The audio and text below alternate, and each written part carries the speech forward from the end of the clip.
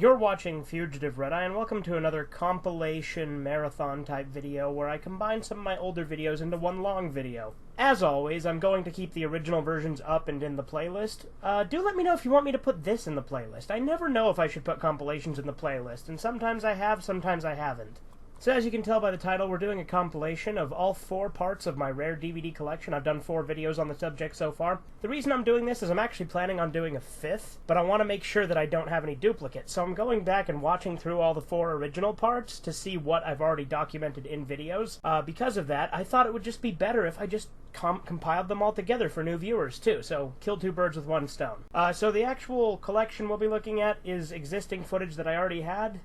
I'm going to be trimming it down a bit, though, just because I used to have a lot more long pauses and take a lot of breaths, and it kind of drives me nuts to hear my old videos because of that. So it might be a little choppy at points because of the re-editing, but I'm going to do the best I can to make it as watchable as possible. But in addition to that, I will actually be interjecting every once in a while if I have more information to give on something that I didn't have before. So there will be some new segments with me talking here, but for the most part, it's just going to be old content that's been on the channel for a while. But let's jump into it.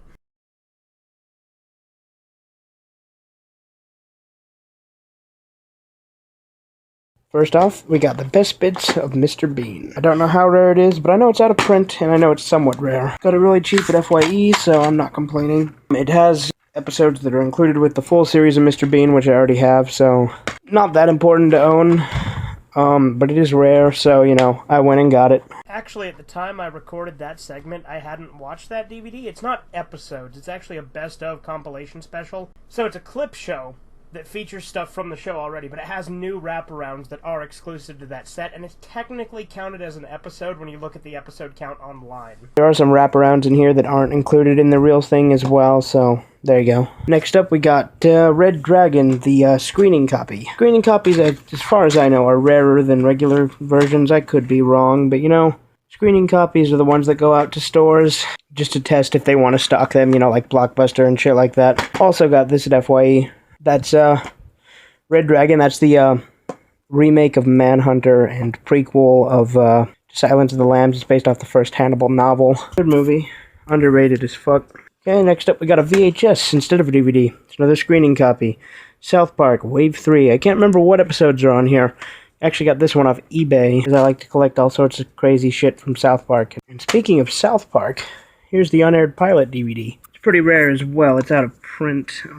As you can see, it's pretty bland. It just says the unaired pilot on it. Doesn't have any artwork or anything. So for the unaired pilot, it's actually a different version of Cartman Gets an Anal Probe that has exclusive scenes to it, and in that version of Cartman Gets an Anal Probe, Cartman actually had a dad and a sister. I've talked about it a few times before on the channel, but that DVD was originally a Best Buy exclusive that you got with a special edition of South Park Season 2. And if you look at the box art of that Season 2, which I actually have, because I bought it in a bundle, it looks identical to the regular box art of Season 2, so the only difference is that extra disc in that little sleeve that they just put inside it. But yeah, there you go. Next up is yet another screening copy. Hamlet 2. Great movie. As you can see, also really bland. Again, screening copies aren't meant for the general public, so they don't have to look nice. This is Kite Uncut. I don't know how rare it is, but I think it's pretty rare because it cost me like $60 on eBay. It's got all the rape scenes intact. If you're fucked up like me, absolutely not for children, says it right there. See? Absolutely not for children. So Kite Uncut actually got a re-release on both Blu-ray and DVD, so that one doesn't go for as much as it used to, but the original print was out of print at the time I got it. Since there are newer ones, it's hard to tell which one's original and which one's later. The Blu-ray does have different artwork, but I'm not sure about the DVD. Anyway, there is a Blu-ray now, so Kite Uncut isn't that rare anymore of a movie itself. And now for the rarest DVD I own. There's a lot of backstory behind this one. This is the history of Beavis and Butthead. Notice it says MTV on it, and it says MTV's Beavis and Butthead, but it doesn't say shit about Mike Judge, other than right here at the bottom where it's signed, which you can't see on the camera, but fuck it. So, the thing about the history of Beavis and Butthead, MTV made it, and they were planning to release it. But Mike Judge said, no, you can't release that. This has episodes on it that I didn't want to air, because I'm a fucking prick and don't want to show people my creation. So, a lot of these episodes are still not on home release other than this set, which was never supposed to get released. But some stores got it stocked by mistake. They were immediately recalled after a week, but some lucky people got their hands on them. This can go for over $300 on eBay, and over 1,000 sealed on Amazon. This shit's pretty fucking rare. History of Beavis and Butthead. It's got 2 discs, and it has 32 episodes, I want to say. Let me see. 32, yep. And they're from the first and second season, and there's a few that are on the Mike Judge collection, but half of them aren't, so, you know, pretty interesting. Obviously, I didn't spend the $300 on it, because it's kind of got a shitty condition case, but even like this, these things are really rare. So, if you ever see the History of Beavis and Butthead lying around, just buy it.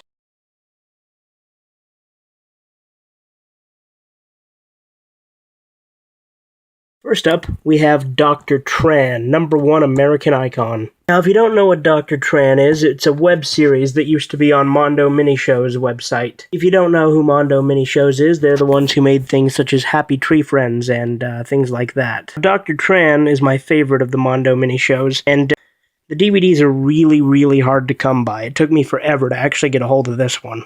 This one took me a really long time to get, but the worst part is, it's not even the rarest of the bunch. The rarest one, I think, is the Roy Bear Tito's DVD. Also, Here Comes Dr. Tran promotional is pretty rare, too. The Dr. Tran DVDs are all really hard to come by, and if you ever see one, snatch that shit up. The case has a nice little comic in there, and the disc has a Lone Sausage on it. Lone Sausage was the company that made Dr. Tran, and it was published through Mondo Minishows. They don't make things anymore, and Dr. Tran has since been canceled. This set obviously does not contain every episode, but it contains every episode up until 100% Ice. Unfortunately, I don't think there will be any more DVD releases, and I also don't think there will ever be another episode, but it's still a nice thing to have, and it's still a great series. Another screening copy tape. This is The Lost World, the second Jurassic Park movie. Still sealed, so pretty nice to have. It tells you all this stuff about how this is not for sale, and it's not the final case design and all sorts of shit, because as I've mentioned before, screening copies are specifically made for retailers. Here we have Are You Afraid of the Dark? Freaky Favorites. I don't know how rare it is, but as far as I know, almost all of the Are You Afraid of the Dark DVDs are rare. Here's the back of the case. Can't really see that much in this lighting, but yeah. There's the discs, and not really much else to say about those. Next one might not be rare at all. I haven't the slightest idea.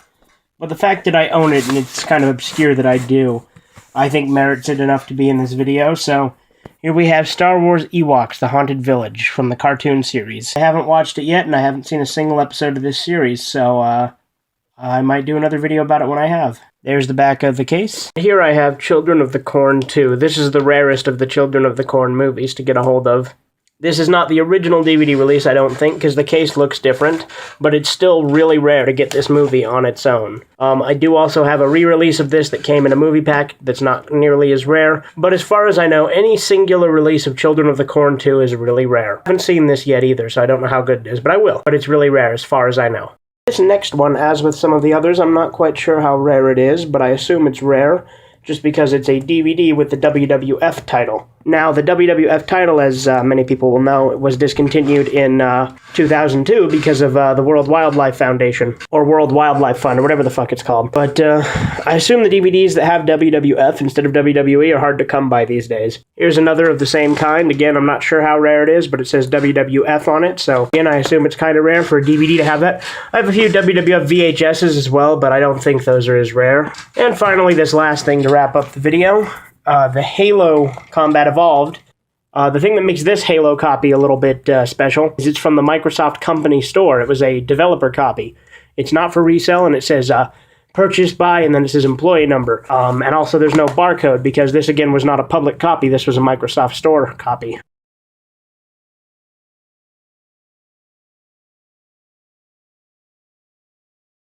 But as you probably saw, this is MXC Season 1. All the seasons of MXC are incredibly rare to come by these days, and when you buy them online, they usually range anywhere from $40 to $60, sometimes even $100 or more dollars. So it's quite an expensive set to own. I got this at FYE for $7.99. So that was a hell of a deal. I do always check to see if they get more seasons in stock in their used section, because as I said, these go for quite a bit more online than they sell them for at FYE, plus I absolutely love this series. Next up, we have the Nut Shack Season 1, uncensored and uncut. This also averages around 50, 60, sometimes more online. But the thing that I think makes this a little bit rarer is the fact that you almost never see this on eBay or Amazon anymore. It's just gone. It's so rare that you can never find it on eBay or Amazon. Luckily, again, I got this at FYE for, again, $7.99. I was really surprised. Here we have The Grim Adventures of Billy and Mandy, Season 1. This one also averages between $50 to $100 online. This one I did splurge. I got it for like $40 online, which is good, because normally it actually is more around the 100 mark. 80 is the lowest I typically see it now. It does go up and down, but it is incredibly out of print. Here we have Ed, Edd n Eddy, the complete first season. Season 2 is really common, but Season 1 is kind of hard to come by. But Season 1 typically goes anywhere from $50 to $100. Again, it's a pretty average price range with these rare Cartoon Network and such. I got this one fairly cheap at FYE as well. This one cost me $12 at FYE. So with Ed, Edd n Eddy Season 1, it actually got a re-release as part of the Cartoon Network Hall of Fame collection. So, because there is a re-release, the old out-of-print ones have shot down in value. Obviously, the old prints are still rarer than the new ones, and they have completely different case designs, so you can tell them apart. But they're nowhere near as valuable online as they used to be, because anyone can just buy a regular copy of Season 1 from the Hall of Fame collection, which, again, might just have the same contents. It might just be a reprint of the disc with just a different artwork. But yeah, it's not as rare as it used to be, or at least not as valuable as it used to be. Now, this one. This is actually probably the rarest of this set. This is Yorotsuki Doji, the Perfect Collection, which if you don't know is the only way to get the uncut version outside of Japan. And the uncut version has a lot more content than the other versions. This one itself averages between 200 and 500 online. So with that being said, this actually, I was really happy because I bought this for like 30 or 40 like a year or two ago. And I recently checked online, and like I said, it averages between 200 and 500. So that is pretty fucking pricey for this. So again, this is the uncut version. If you've seen Legend of the Overfiend, that's a cut of the first 3 episodes of this that they've cut out about 45 minutes or so. Plus this has episodes 4 and 5. I do think episode 4 did also get a censored release, but I don't think episode 5 has. But either way, I prefer to own things in their entirety, so I'm glad I got the uncut version before it became as rare as it is. So the on-screen captions already pointed this out, but that actually only has the first 2 Yorotsuki Doji arcs, actually 5 of them, and at the time I didn't know that there were 5 arcs. I had mistakenly thought there were 5 episodes, so that's why I put the clarification in after the fact when I uploaded the video. I've obviously seen all of Yorotsuki Doji, and I do own all of it. I actually have a Laserdisc of Part 5, which is probably way rarer. Although that Perfect Collection, I think, cost more. I don't remember, because Part 5 was actually a Christmas gift in 2020, but I don't remember for certain. But yeah, like I said, the caption did cover it. I just wanted to elaborate a little more on the confusion there.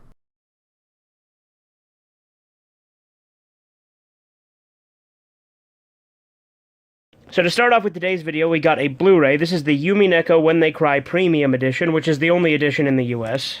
This was released by NIS Media, and when they release stuff, they always do super limited prints, and they're always really expensive and hard to find, for the most part, and especially these big box ones. For comparison, that's a regular DVD case next to it. Then inside it comes with this one little small case with disc 1 in it.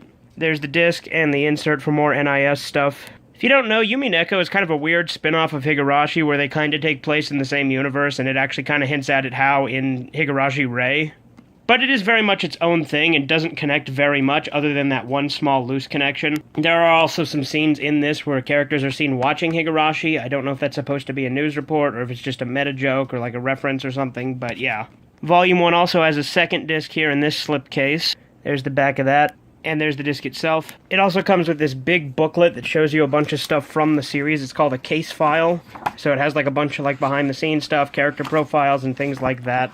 And it has some sketches, other things like that as well. Now here we have Volume 2. Unfortunately, the case is slightly broken, and this book won't actually go in like it's supposed to anymore. It wouldn't go back in after I pulled it out the first time I actually opened it, so that unfortunately happened, but it is still pretty cool. There's the reverse side of the big case, and here's the disc in the inner case, rather. But I have actually reviewed Yumi Neko before on the channel, and it's a series which I think had a lot of missed potential. The biggest problem with it is it doesn't conclude the anime or the manga and visual novel story. It kind of stops midway through, as is my understanding. But they don't give any indication that it was supposed to keep going. It just kind of feels like a terrible ending. Not to mention the character motivations and things like that get a little bit muddled in this series. I still enjoyed it, but it's definitely the lowest point in the When They Cry franchise, in my opinion. Although I have heard that the visual novels and manga are better. And once again, it comes with a big case file booklet. This is case file 2. Again, it has more behind-the-scenes stuff, character profiles, information, things like that. Now, I honestly can't remember if I've shown this one before, and if I have, I apologize, but this is Freddy's Nightmares, the series, Volume 1, which was only released in Region 2, and these episodes 2 and 3 specifically, were included in one of the Blu-ray box sets in Region 1, but this is a Region 2 exclusive, and it does have Episode 1, which has not been released on DVD or Blu-ray in the States. However, it has had a VHS release, if I'm not mistaken. There's the disc itself. If you don't know, this series is basically Tales from the Crypt, but with Freddy Krueger as the Crypt Keeper. Although the first episode and a couple others do have him as the main focus of the plot, but not very many of them do. This one isn't a DVD, but this is a rare VHS that I own of the Abashiri family, which is one of Gonagai's most underappreciated works, in my opinion, because it was the origin of Naojiro, who is my favorite non-Devilman Gonagai character. I fucking love Naojiro, and this was where he originated. Well, the manga was, but yeah. Comes with this little booklet for ADV, which I think is kind of a throwback. And there's the white VHS that all Gonagai tapes have. Now, I've had this box set for years, and I didn't realize that it is rare now. Specifically, the Region 1 version, which this is actually really rare now, whereas the Region 2 version of this exact same set is actually quite common. However, one thing that is worth mentioning is that this is actually just a repackage of the individual season sets, as you can see with these here. And these season sets themselves actually aren't that rare, but this box set specifically is actually incredibly hard to come by nowadays, and actually goes for a pretty penny online. Here's a closer look at Season 1. This is also one of the few British series that I've owned that actually says season instead of series, which I found very interesting. If you've never seen a bit of Fry and Laurie, I highly recommend it. In my opinion, in some ways it's actually better than Monty Python's Flying Circus. They're very similar series, they're both sketch comedies, and it's hard to say which one is wholly better. But in my opinion, Fry and Laurie is on par with Monty Python. Here's a closer look at Season 2. There's the back of the box and the disc itself. Here's a closer look at Season 3. There's the back of the box and the disc itself. And finally, we have the 4th and final season. There's the back of the case and the disc itself. Now here we have Kinnikuman Volume 1, or specifically Ultimate Muscle, which is actually Kinnikuman The Next Generation in Japan. But unfortunately, this version of the series is the only one that got released in the US. It is a sequel, and it was released on Foxbox, and only a couple of DVD volumes actually got released. This is Volume 1, which is pretty rare. Volume 2 is actually considerably rarer, but I don't have Volume 2. But I think it's really cool that I eventually did find a copy of it, because this has been something I've been looking for quite some time. Next up we have Bobobo, Bonafide Protector. I don't actually know if this set is rare, but I think it is, because you never see it online. But I did get it relatively cheap at a local game store that sells used movies and stuff like that, so. Now, I haven't actually watched a ton of Bobobo. I've just seen clips of it here and there, and I think I've seen a couple of full episodes, but I do plan on watching this set, because it is the first, I think, 4 episodes, if I'm not mistaken. Yeah, the first 4. So, Bobobo actually got a re-release by Discotech that has the entire series, which is actually the first time the entire series had a home release here in the US. I've watched a good amount of that. I'm like probably 10 episodes in. I'm still not very far. But that rare set that I have isn't as important anymore to me because I have the full series. Although I do still think that that original set is out of print and rare to find. Alright, here we have the original manga entertainment DVD of Devilman, which is actually pretty damn rare to come by. The actual dub that's included on here was re-released with the new Discotech Blu-ray, as was the sub, and this DVD is only dubbed anyway. But this set is rare and hard to find as well. I'm glad I own it. But there's the disc and insert. Now, this has actually just shot up in price, this Blu-ray of Higurashi has. And it actually has gained a lot of value since when I first bought it, because I bought it for around $30, now it goes for over $100. There is a re-release of this that includes both Kai and Rei, and it's a little bit more affordable, probably because it's still in print or something like that. It is still $73, but it's for all the series, not including the OVAs, of course. For whatever reason, well, except for Rei. Rei is the only OVA series that's been released in the US. Outbreak and Kira never have. But yeah, there's discs 1 and 2, and discs 3 and 4. This one also is pretty rare, the Higurashi When They Cry Kai DVD. If I'm not mistaken, the DVD is actually harder to find than the Blu-ray now. It's not as rare as the Season 1 Blu-ray, I don't think, but Kai is the second season, if you're unaware. But yeah, there's disc 1. There's discs 2 and 3, discs 4 and 5. Here we have Dragon Ball Z Dragon Box 4, which is the only Dragon Box I own, but all of the Dragon Box sets themselves are actually pretty rare. Now, this English Dragon Box is nowhere near as rare as the Japanese one, but I still thought it'd be best to own at least one Dragon Box in my collection, even though I do have the orange bricks, which a lot of people don't like, but those are the way that I intend to keep owning the series, because I really don't care about, how great the video quality and stuff like that is in some of the Blu-rays and things. But as you can see, it has 2 inner cases plus a book. And within the inner cases, each of them have 3 discs. There's the back of that inner case. There's the other 3 discs from the other one. And again, the back of that case is pretty similar. And here's the Dragon book. As you can see, it has Cell on it, and you open it up, and it actually has, like, a lot of similar stuff to the small booklets have, you know, character information, episode guides, some original artwork that's pretty cool, things like that. It's a pretty cool booklet. And when you put the book and the 2 cases together, it makes Goku's back. Here we have MXC, which is, I've already shown Season 1 of this in one of the previous Rare DVDs videos. Well, here we have Season 2. There's the back of the case. There's the episodes list. As you can see right here, they have the Monsters one. That one's a highlight episode because they couldn't get the rights to most of the monsters that were depicted in that episode of Takeshi's Castle.